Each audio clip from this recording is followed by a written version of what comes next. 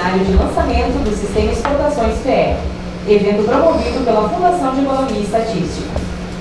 Compõe a mesa de honra deste evento: presidente da Fundação de Economia e Estatística, economista Igor Moraes. Diretor técnico da Fundação de Economia e Estatística, economista Martinho Lázaro.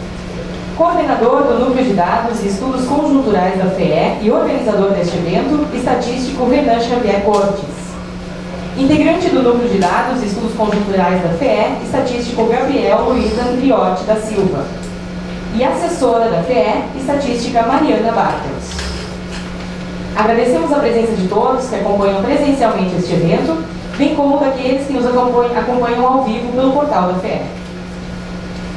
O Sistema Exportações FEE representa uma inovadora ferramenta de estatísticas de exportações brasileiras que realiza cálculos de índices de valor, volume e preço das exportações de todas as unidades da Federação do Brasil para qualquer país de destino para diferentes classificações.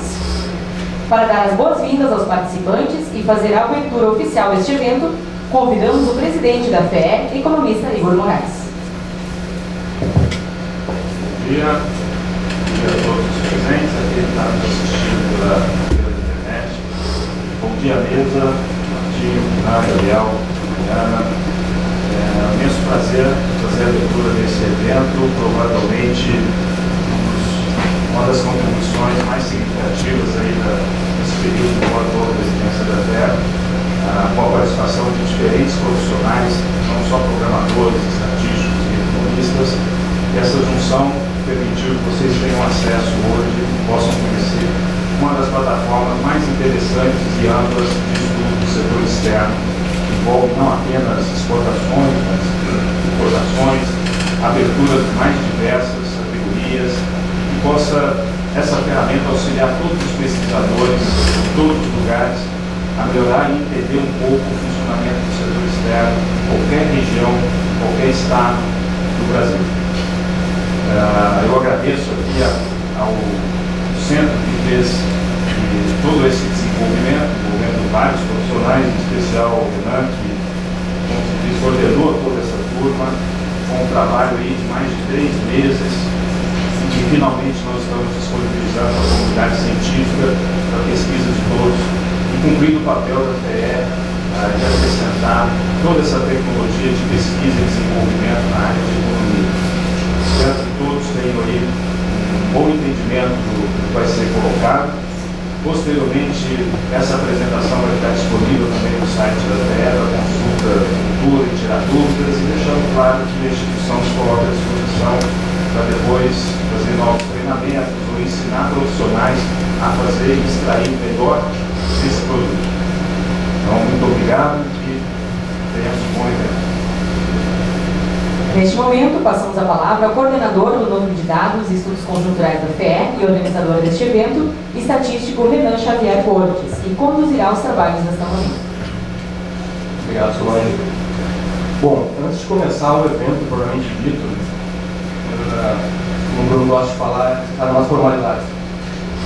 Eu encaro o dia de hoje como um dia histórico para a FEE, um dia histórico, consolidando um trabalho que já tem de diversos anos, desenvolvido nessa reta final. A gente conseguiu finalmente disponibilizar esse público externo. Isso começou com o Adalberto, com as pessoas que já passaram por esse projeto. Diversos servidores ajudaram, de certa maneira, no sistema de exportações. É difícil citar todas as pessoas, mas muitas pessoas participaram nesse processo. Quero agradecer a gestão atual, o Igor e o Martinho, pela prioridade desse projeto. A gente sempre pôde contar com eles para conseguir todos os recursos necessários para poder disponibilizar isso. Agradecer o apoio do pessoal da informática, que está aqui presente também, que também nos deu todo o suporte necessário. Agradecer o pessoal da comunicação também, que sem eles a gente fica um pouco escondido. Tem toda essa transmissão ao vivo, tem esse aparato muito bom. Agradecer as pessoas, a presença de representantes das instituições, como o URGS, PLs, agradecer o pessoal da imprensa também que está aqui. Mas agradecimento especial a duas pessoas que foram muito importantes nesse processo de consolidação do sistema de exportações, do SISEX, que sem elas isso não seria necessário, que é a Mariana Bartos, que está aqui do meu lado, que foi o cérebro do SISEX, e o Gabriel Andriotti, que foi também um cérebro que conseguiu consolidar isso que nós vamos apresentar hoje. Então eu vou levantar, vou apresentar os slides, então deixa eu ver se as pessoas voltam aos lugares.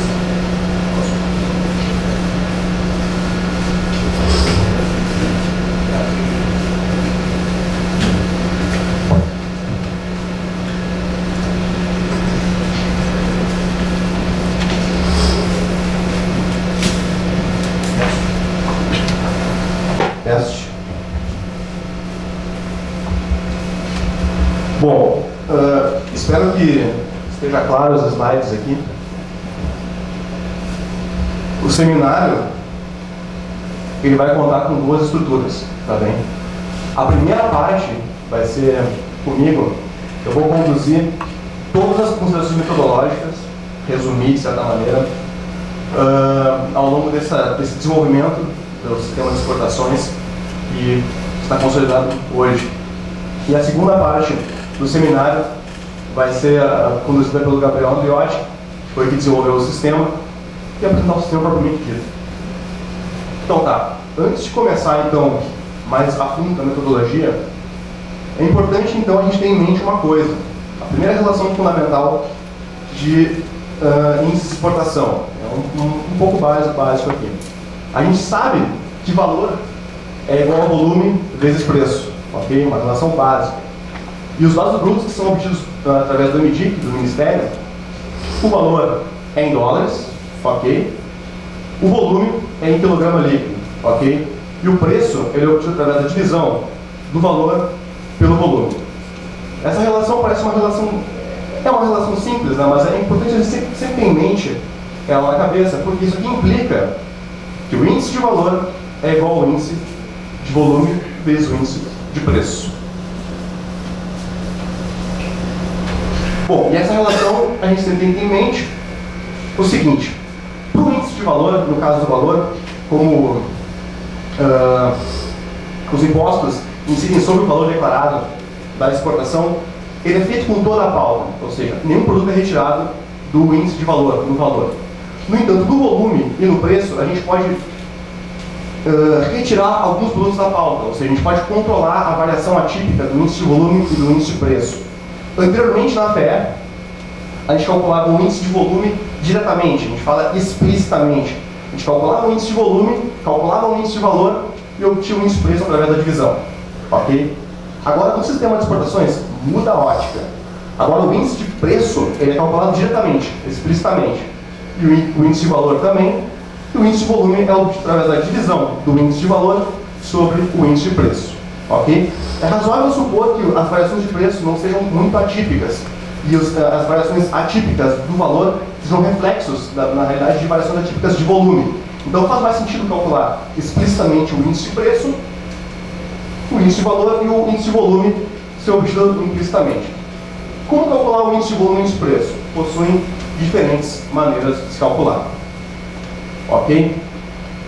Então, fazendo uma breve revisão de literatura, analisando esse relatório aqui da ONU, foi feita uma pesquisa em 77 países, que foi feita a seguinte pergunta: qual que é a metodologia do índice de preço, qual que é a metodologia do índice de volume que vocês fazem para as estatísticas oficiais de comércio exterior?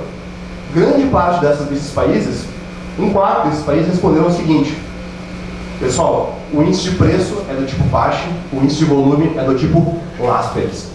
Essa é a metodologia que a gente já vinha assumindo na FE, ok? Só que agora a gente muda a ótica. O índice de preço que a gente está calculando diretamente no sistema é o índice de preço PASCH e o índice de volume LASPERS a gente obtém implicitamente. Ok? Vamos entrar um pouquinho mais no detalhe da metodologia. A gente está um pouco na introdução ainda. Então, assuma um preço P e um volume Q e uma pauta de N produtos. Ok? Índices de LASPERS, representados aqui por LQ, em que a gente tem L subíndice Q, é na verdade uma variação média com base no passado. A gente tem dois períodos de tempo, período 0 e período 1. Período 0 é período base, período 1 é período atual, o mês atual. Então a gente tem essas variações. Preço do período base vezes o volume do período atual sobre o somatório de P0 vezes Q0, que a gente sabe que preço vezes volume é valor. E o índice Pache, nesse caso representado pelo índice de preço, são variações harmônicas com base no presente. Por exemplo, nessa equação aqui, a gente tem no numerador P1 vezes Q1, preço vezes volume, ou seja, o valor do mês atual, dividido pelo somatório de P0 vezes Q1. Então a gente tem uma variação harmônica, a base está ali no denominador, no numerador a gente tem o valor presente. Ok? Ok, tendo essas equações em mente, vamos passar para a segunda relação fundamental. O que acontece quando a gente multiplica o índice de volume Laspers vezes o índice de preço Pache? Analisando a equação do slide anterior, a gente tem a seguinte relação. Aqui a gente tem, à esquerda, o índice de volume Laspers, ok? Vezes o índice de preço Pache. Analisando isso aqui, a gente verifica que o numerador do índice de volume Laspers é igual ao denominador do índice de preço Pache. A gente pode simplificar, a simplificação algébrica, e a gente fica com esse termo. Somatório de P1 vezes Q1, o valor do mês atual, sobre o somatório de P0 vezes Q0, ou seja, o valor do período base. Isso aqui é exatamente o índice de valor. Ok? Portanto, deflacionar o índice de valor pelo índice de preço Pache resulta em um índice de volume Laspers. Ok? Essa relação que a gente tem que ter em mente. LQ vezes PP igual ao índice de valor. Ok? Então tá, acabamos então a introdução metodológica. A gente tem então os principais desafios que foram enfrentados ao longo do desenvolvimento do sistema. A gente pode elencar 4, ok? Primeiramente, qual é a metodologia do índice de preço? Que na realidade a gente já viu no slide anterior. Vamos só ver como é que isso funciona sob a ótica de que as variações são feitas com a média do ano anterior. O segundo ponto é a mudança das classificações dos produtos MCM. A gente sabe que o MDIC, o Ministério, divulga os produtos com uma codificação a 8 dígitos, e isso muda com o tempo, em período de mais ou menos 5 em 5 anos, a codificação muda, então a gente tem que contemplar essa modificação de codificação para tornar uma série comparável. A gente tem uma série no sistema de janeiro de 2007 até junho de 2015. O terceiro ponto a ser levado em consideração é como que a gente controla os valores atípicos. A gente viu que agora, como a ótica é o índice de preço Pache, as variações dos valores atípicos têm que ser controlados na variação de preço. Vou mostrar como é que a gente fez esse controle de variações atípicas. E o quarto ponto são as novas classificações do sistema que a gente vai mostrar no futuro. A gente tem KNAI, a gente tem MCM, a KNAI da versão 2.0, fator agregado em questão tecnológica. Então vamos agora analisar ponto a ponto. Então tá, vamos um pouco de calma nesse slide aqui. Então, como a gente já viu, o índice de volume Laspers pode ser feito através dessa equação. Observem que B, o índice B, é a base, ou seja, é o ano anterior. A barra representa uma média, ok? Ou seja, a gente pode analisar como índice de volume Laspers como sendo uma variação de volume ponderado pelo valor médio passado. Essa equação aqui é idêntica à equação do slide anterior, em que a gente tinha o período zero, só que agora B é representado pela média do ano anterior. A gente pode multiplicar esse termo aqui por um termo de conveniência, multiplicar e dividir por um QB barra, ok? A gente consegue isolar a variação de volume, então a gente tem, entre parênteses aqui, é o volume do mês atual sobre o volume médio do ano anterior, multiplicado por esse termo aqui, que a gente tem P barra vezes Q barra sobre o somatório de P barra vezes Q barra, que é exatamente o valor médio do ano anterior. A gente pode simplificar, supondo que é um dado, é um fator de ponderação. Então o índice de volume Laspers pode ser visto como uma variação de volume do mês atual sobre volume médio do ano anterior, por um ponderador que é o ponderador de valor. Isso aqui é uma metodologia antiga. Vamos verificar o que esse índice de volume Laspers implica no índice de preço Pache. Vamos utilizar a relação fundamental do slide anterior. A gente tem o índice de volume Laspers vezes o índice de preço Pache, ok? A gente sabe que o índice de volume Laspers é aquela equação ali, vezes o índice de preço Pache que nós vamos calcular. É igual ao índice de valor, como a gente viu. A gente pode isolar o índice de preço Pache, ok? E a gente observa aqui o índice de preço Pache é nada mais do que a multiplicação do índice de valor vezes o inverso do índice de volume Laspers. E a gente tem termos incomuns, o PV barra vezes o QV barra. Simplificamos o PV barra vezes o QV barra. E a gente tem exatamente essa equação aqui. P1 vezes Q1 sobre PV barra vezes Q1. Ou seja, o índice de preço PASH que a gente calcula no sistema de exportações nada mais é do que o valor do mês atual sobre essa quantidade aqui, que é o preço do ano anterior vezes o volume do mês atual. Consequentemente, então, o índice de preço PASH é dado por essa equação aqui. E o PV barra é o preço do ano base. A gente provou matematicamente também que o PV barra é a soma de valor do produto sobre a soma de volume. Okay? Então, essa é a equação que está por trás do sistema. Okay? Bom, provavelmente esse é o único slide que tem essas formas. Ok, o segundo ponto, mudança de classificação dos produtos NCM. Ok? Como eu comentei anteriormente, a NCM muda com o tempo. E a gente precisa contemplar essas mudanças para conseguir garantir uma espécie de série comparável em todo o período. Ela sofreu alteração no ano 2012, né? Então a gente tem duas NCMs, a 2007 e a 2012, que a gente está trabalhando. Então a comparabilidade entre diferentes períodos deve ser deve ser garantida contemplando essa mudança. E é necessário então garantir que os conjuntos de produtos de ambas classificações que são comparáveis estejam no mesmo produto, no mesmo grupo, perdão. A gente chamou isso de grupo mínimo de comparação, o GMC, em que a gente identifica quais são os produtos, quais são os códigos em que determinado código abriu, ou seja, ele difundiu, o mesmo código representa mais códigos da outra NCM e o contrário também. Por exemplo, aqui, vamos pegar aqui esse fragmento de uma tabela de comparação NCM 2007 com NCM 2012.